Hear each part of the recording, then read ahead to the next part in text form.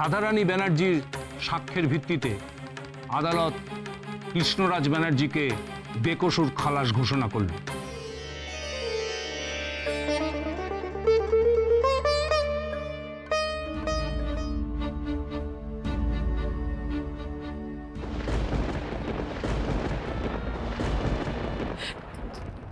জজ সাহেব, আপনি বিশ্বাস করুন, আমি এইসব কথা বলতে চাইনি। ওরা যখন আমার বয়ান নিতে গেছিল তখন তো আমি কথা বলার মতো অবস্থাতেই ছিলাম না। মিস্টার বিনায়ক রায়, রাধারানী ব্যানার্জি আপনার এগেনস্টে যে অ্যালিগেশন এনেছে সেটা কি সত্য? No sir, no. মানে স্যার, উনি তখন অসুস্থ ছিলেন, তখন কি বলেছেন ঠিক মনে করতে পারছেন না হয়তো। স্যার, আমি যখন স্টেটমেন্ট নিই তখন ডক্টর মুখার্জি সেখানে উপস্থিত ছিলেন, উইটনেসে ওনার সইও রয়েছে। স্যার, ওনার সামনে যদি রোগীর ওপর প্রেশার ক্রিয়েট করতাম নিশ্চয়ই উনি আপত্তি করতেন। স্যার, আমার মনে হয় জজ সাহেব, এই চক্রান্তের মধ্যে পুলিশ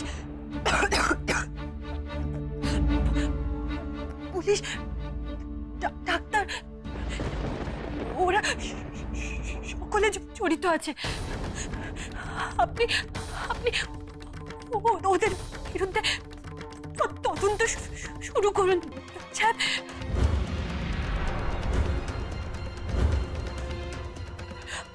আর আজকে যখন আমি কোর্টে আসছিলাম তখন কয়েকটা গুন্ডা আমাকে রাস্তায় আটকে ছিল। আমার মনে হয় ওরাও এই চক্রান্তের মধ্যে জড়িত আছে। আবার আমি কৃষ্ণজি যাতে কোনোভাবে নির্দোষ প্রমাণিত না হয় সেই জন্য আমাকে আটকানো হচ্ছিল। বাহ, চমৎকার রাধারানী।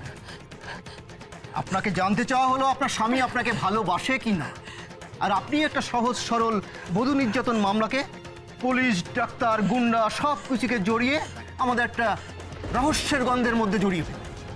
স্বামী স্ত্রীকে ভালোবাসবে এটাই তো স্বাভাবিক, এটা নিয়ে বারবার এত প্রশ্ন করার কি আছে? প্রশ্নটা এই কারণেই উঠছে যে রাধারানী দেবী কিন্তু প্রশ্নের উত্তর দিতে পারছেন না।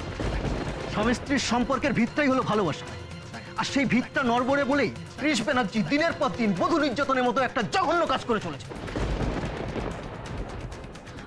আমি তো একটা কথা কিছুতেই বুঝতে পারছি না, রাধা এতক্ষণ ধরে এত কথা বলে গেল, তাও কেন আপনারা এটাকে বধূ নির্যাতনের কেস হিসেবে প্রমাণ করার চেষ্টা করছেন? স্বামীর অমতে বিয়ে হয়েছে, আর বিয়ের পর থেকে সে স্ত্রীকে ভালোবাসে না, এটা কি এক ধরনের নির্যাতন নয় ম্যাডাম? নির্যাতন মানে কি শুধু পড়ে পড়ে মার খাওয়া? বিয়ের পর স্ত্রী যদি স্বামীর কাছ থেকে ভালোবাসা না পায় সেটা কি এক ধরনের নির্যাতন নয়?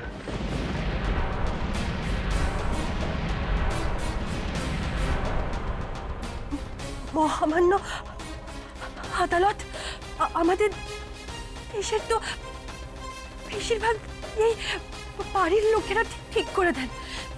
সেই বিয়েটা মেনে নিতে, সেই পূর্ণ নতুন একটা মানুষকে মেনে নিতে, তাকে বুঝতে, চিনতে, তাকে ভালোবাসতে তো একটু সময় লাগে।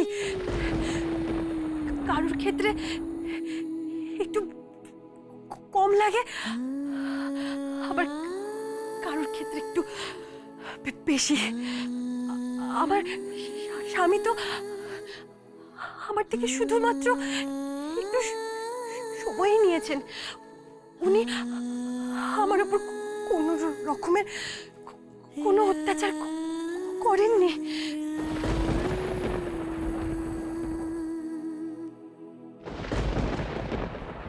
আমি আমি আবারও আপনাদের সামনে হাত জোর করে বলছি, আমার স্বামী নির্দোষ।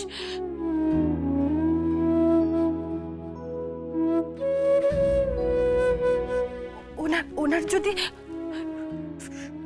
সত্যি আমাকে মারার কোনো ইচ্ছে থাকতো, তাহলে তো উনি সেটা অনেক আগেই করতে পারতেন।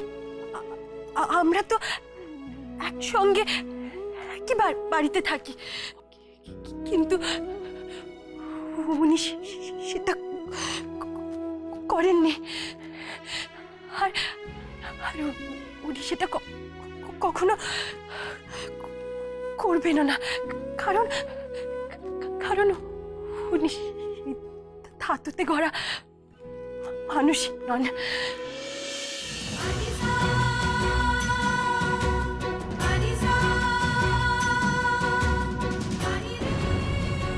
তাই আমি কৃষ্ণরাজ ব্যানার্জির স্ত্রী রাধারানী ব্যানার্জি এই আদালতে দাঁড়িয়ে আপনাদের সকলকে সাক্ষী রেখে বলছি,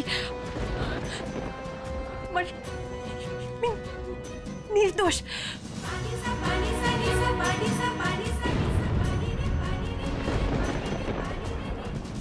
উনি আমাকে বকতে পারেন, আমার সাথে ঝগড়া করতে পারেন, রাগ করে আমাকে বলতে পারেন। আমি অনেক করলে আমাকে শাট আপ বলে থামিয়ে দিতে পারেন। আবার আমি নিজের হাতে তাই রাখলে আমাকে কুটো বলতে পারেন। আর আমার অলক্ষ্যে আমার খাবারের প্রশংসাও করতে পারেন। আর আমার খিদে পেলে তো আমাকে শক্তি করে ল্যাংচাও খাওয়াতে পারেন। কিন্তু আমাকে মারার কথা কখনো ভাবতে পারেন না, কখনো না। জজ সাহেব, আমার স্বামী সম্পূর্ণ নির্দোষ। আপনি দয়া করে ওটাকে ছেড়ে দেওয়ার অনুমতি দিন।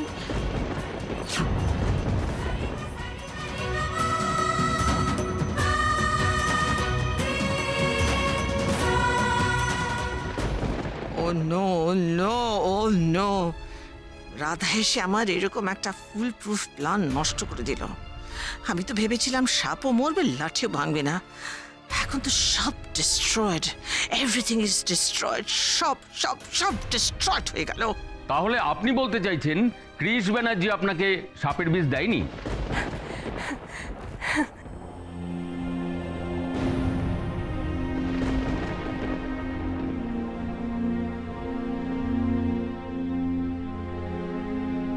এ রাধা, তুমি হঠাৎ করে হাসছো কেন? হাসবো না? আপনি আমাকে দেবেন সাপের বিষ। আপনি তো সাপের নাম শুনলেই ভয়তে পালান। মনে নেই আপনার? দিরাগমনে আমাদের বাড়িতে বাথরুমে ঢুকে সাপ দেখে আপনি কিরম চিৎকার করে উঠেছিলেন। আপনি তো 1 নম্বরের ভীতু। আমি মোটেও ভীতু নয়, ভীতু তুমি। তুমি লোডশেডিং এ ভয় পাও, ভূত করে চিৎকার করো না। তুমি তো সামান্য একটা ইনজেকশনে ভয় পাও। ও, আমি যে সামান্য ইনজেকশনে ভয় পাই সেটা আপনাকে সকলের সামনে বলতে হলো? আর আপনি যে বাঙালি হয়ে সামান্য দুটি টুকু পড়তে পারেন না, সেটা বলবো আমি সবার সামনে? আমি বলে দিচ্ছি গোমরা মুখ, আপনি কিন্তু আমার মুখ খোলাবেন না।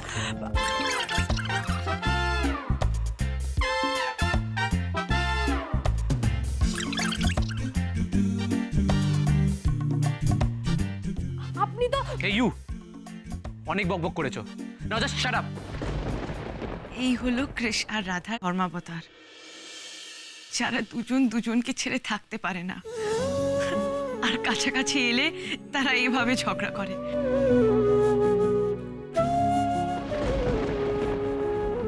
স্যার, আজ ওরা দুনিয়া ভুলে এখানে ঝগড়া করা শুরু করে দিল। এটা কিন্তু ঝগড়া নয়, এটাই হলো ওদের ভালোবাসা।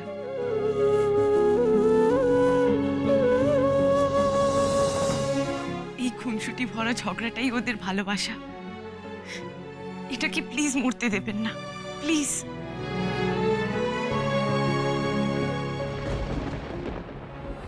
দেখলেন তো জজ সাহেব, আমার সাথে ঝগড়ায় হেরে গেলে আমাকে সবসময় সাটা বলে চুপ করিয়ে দেয়।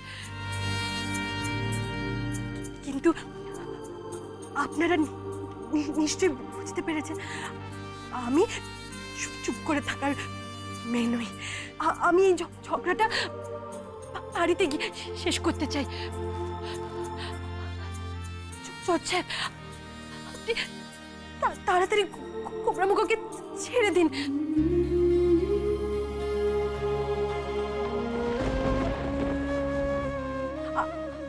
আসল দোষীকে খুঁজে বার করুন। আসল দোষীকে খুঁজে বার করবে মাই ফুট। রাধা, এসব কি হচ্ছে? এটা মজা করার জায়গা না, এটা কোর্ট। মম, ও যা করছে ওকে করতে দাও। দেখছো তো, ও আমার সাথে ঝগড়া করতে করতে আরো সুস্থ হয়ে উঠছে। জজ সাহেব, দয়া করে আর দেরি করবেন না। এবার মামলার রায় ঘোষণা করুন। আমার এত বছরের কেরিয়ারে আজ একটা অদ্ভুত অভিজ্ঞতা হলো। একটা বধূ নির্যাতনের মামলার শুনানির শেষ অংশটা এবং তার রায় ঘোষণা যে এত আনন্দের হতে পারে সেটা আমি সত্যি বুঝতে পারিনি। আজ অভিযুক্ত শ্রী কৃষ্ণরাজ ব্যানার্জির স্ত্রী রাধারানী ব্যানার্জির সাক্ষ্যের ভিত্তিতে আদালত কৃষ্ণরাজ ব্যানার্জিকে বেকসুর খালাস ঘোষণা করল।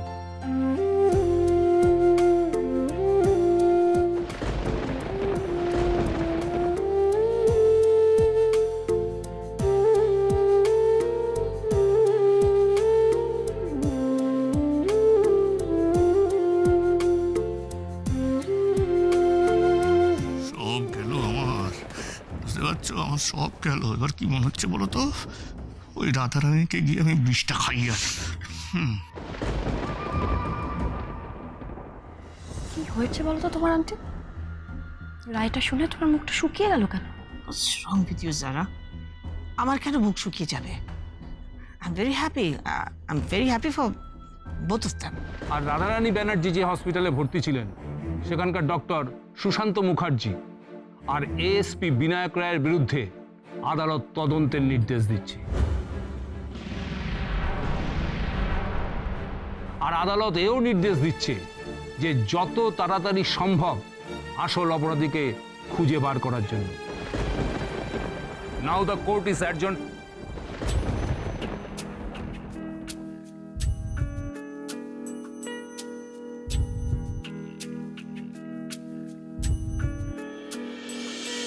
कितनी बातें याद आती हैं, तस्वीरें सी बन जाती हैं, मैं कैसे इन्हें भूलूं, दिल को क्या समझाऊं।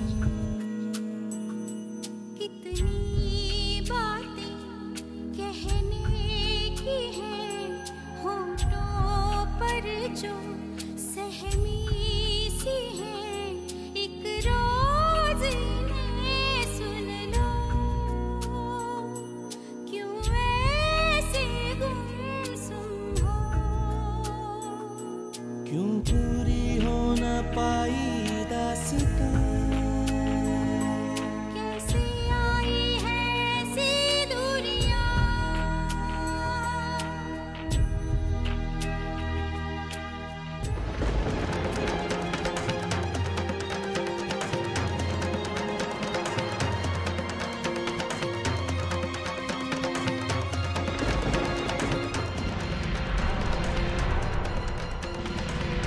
রাধা,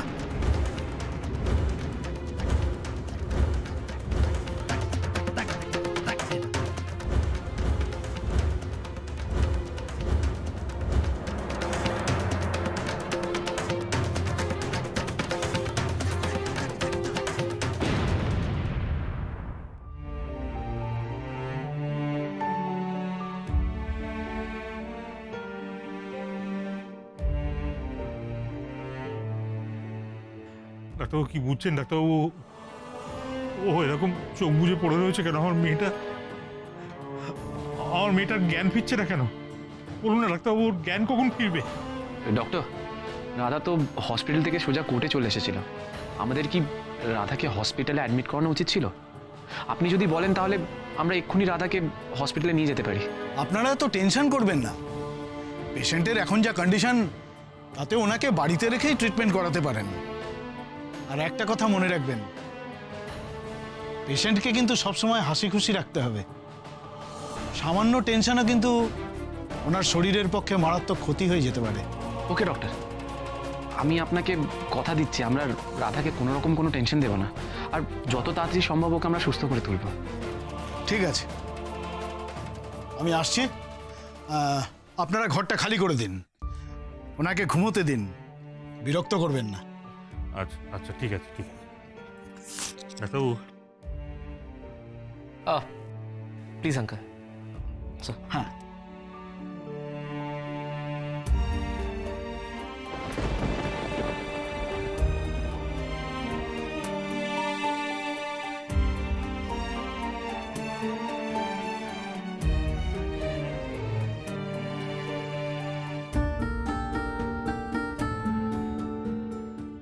ঘুমো মা, ঘুমো, নিশ্চিন্তে ঘুমো। জীবনে আর কেউ যাতে কোনোদিন তোকে একটুও বিরক্ত করতে না পারে, তোর মনের শান্তি, মুখের হাসি নষ্ট করতে না পারে, তার ব্যবস্থা তোর বাবা করবে। তুই ঘুমো। লক্ষ্মী,